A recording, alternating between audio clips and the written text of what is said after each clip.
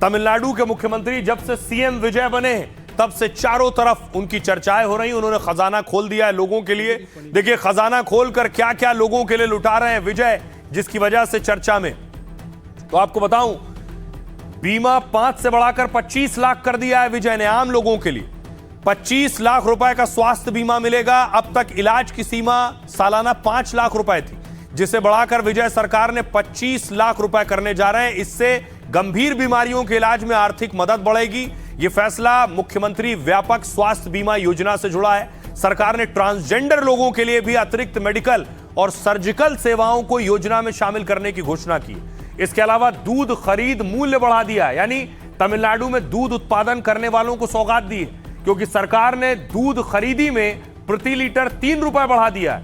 अब तक 38 रुपए लीटर सरकार दूध ले रही थी, अब 41 रुपए प्रति लीटर लेगी। इससे करीब 3,16,000 दूध उत्पादकों को फायदा होगा। दूध उत्पादकों को सरकारी प्रोत्साहन भी 5 रुपए प्रति लीटर कर दिया है। खरीद मूल्य बढ़ाने से सरकार को सालाना 360 करोड़ रुपए खर्च होंगे। विधायकों को गाड़ी मिलेगी। तमिलनाडु के सभी विधायकों को अब सरकारी कार मिलने वाली है। सीएम के ऐलान के बाद 234 विधायकों को कार मिलने वाली है। साथ ही ड्राइवर, फ्यूल और रखरखाव के लिए भी खर्च मिलेगा। इसके लिए विधायकों को हर महीने 75,000 रुपए भत्ता मिलेगा। विधानसभा में इसकी घोषणा करते हुए सीएम विजय ने कहा, विधायकों को जन समस्याएं सुनने चुनाव क्षेत्र में जाना होता है। इससे पारदर्शिता आएगी और भ्रष्टाचार भी खत्म होगा। रही खबरों में आगे बढ़ते हैं। आज की एक और बड़ी खबर है गोविंदा से जुड़ी, एक्टर गोविंदा से जुड़ी। गोविंदा का तलाक होगा या नहीं, इस पर सस्पेंस है। गोविंदा बड़े एक्टर हैं, उनके बहुत से फैंस और समर्थक हैं, उनके बारे में जानने में रुचि रखते हैं। गोविंदा की पिछले दिनों एक तस्वीर आई एक कलाकार के साथ, उसको लेकर बहुत सी कहानियां बनाई जाने लगी सोशल मीडिया पर। गोविंदा ने इस पर पलट कर जवाब दिया, अपने विरोधियों को भी चुप कराया। गोविंदा की यह तस्वीर एक्ट्रेस कोमल रानी के साथ थी। दूसरी तरफ गोविंदा की पत्नी सुनीता आज फैमिली कोर्ट पहुंची थी। दोनों का तलाक का केस चल रहा था। गोविंदा की पत्नी सुनीता और उनके सुपुत्र कोर्ट पहुंचे।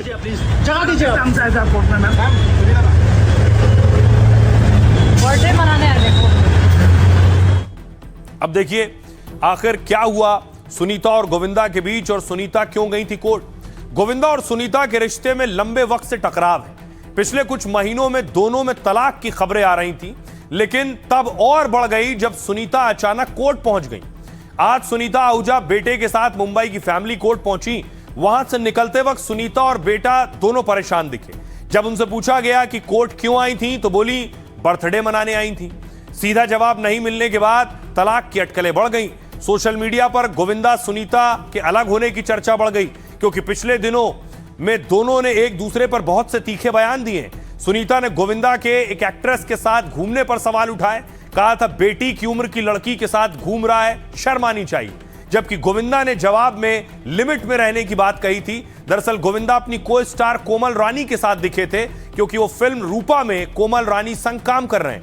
लेकिन इसी से उनकी पत्नी भड़की और कुछ दिन बाद कोर्ट में दिखी। हालांकि तलाक के दावों पर गोविंदा के मैनेजर ने बड़ा दावा किया। शशि सिन्हा के मुताबिक गोविंदा सुनीता का तलाक नहीं हो रहा है। गोविंदा के मैनेजर ने कहा तलाक का केस वापस ले लिया गया है। सुनीता की शादी गोविंदा के साथ 39 साल पहले 1987 में हुई थी। उनके 2 बच्चे हैं, बेटी टीना और बेटा यशवर्धन सिंह।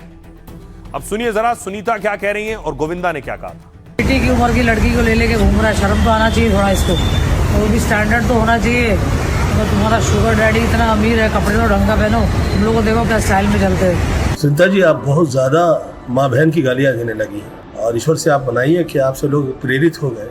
यंगस्टर्स जो हैं आपसे उम्मीद करते हैं कि आप जिस तरह से व्यवहार करेंगी दे विल फॉलो इट। कहीं आपके ही साथ लोग फिर माँ बहन की गाली देना शुरू कर देंगे तो बहुत लज्जित हो जाएंगे हम सब। Don't do this. Sunita ji ने जो केस फाइल किया था गोविंदा जी के खिलाफ डाइवोर्स का, उन्होंने आज विड्रॉल कर लिया।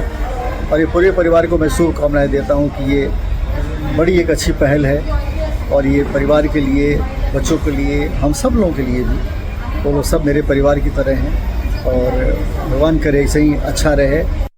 और आइए खबरों में आगे बढ़ते हैं, और एक दिलचस्प खबर जिसे पूरे देश को देखने की जरूरत है।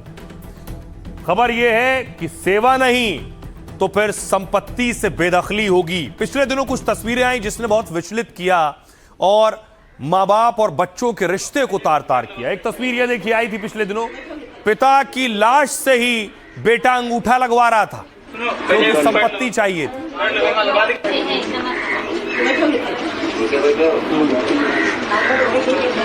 उसी तरह एक और तस्वीर आई, वो तस्वीर में दिखा कि अंतिम संस्कार हो रहा था और बेटियां वीडियो कॉल के जरिए ही मुखाग्नि दे रही थी और अंतिम संस्कार करवा रही थी।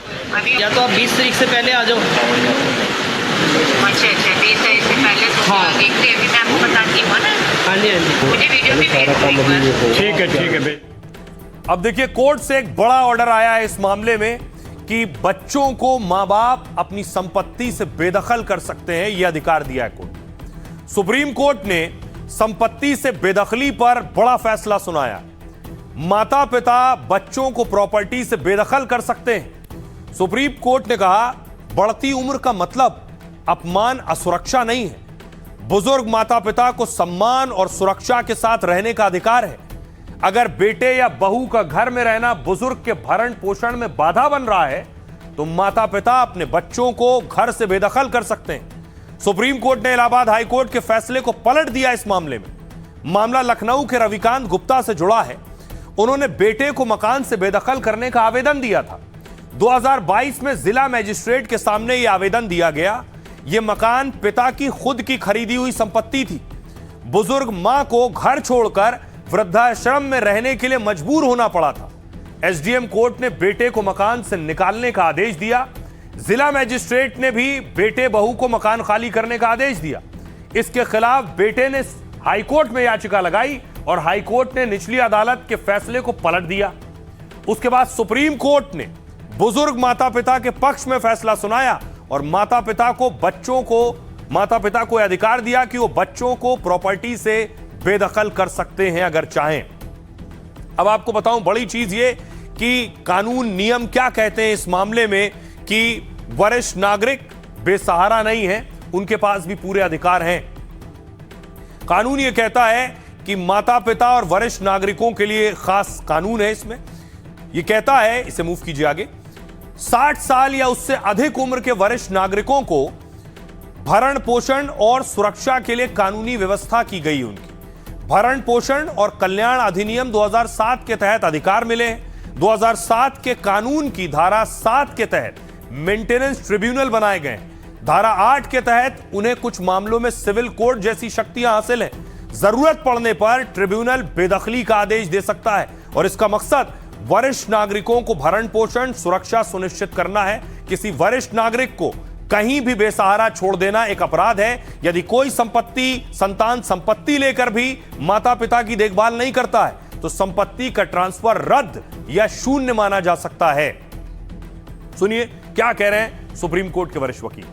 एक्ट तो है 2007 से, मगर इसमें से क्लैरिफिकेशन वगैरह देखे, ये पेरेंट हो जो बेटा बेटी जो है उसको मेंटेन करने के लिए उनका रिस्पॉन्सिबिलिटी है।